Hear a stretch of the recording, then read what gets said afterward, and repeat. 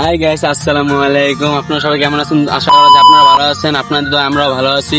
দেখতেই পাচ্ছেন আমরা নদীর পাড়ে মাছ ধরতে আইছি।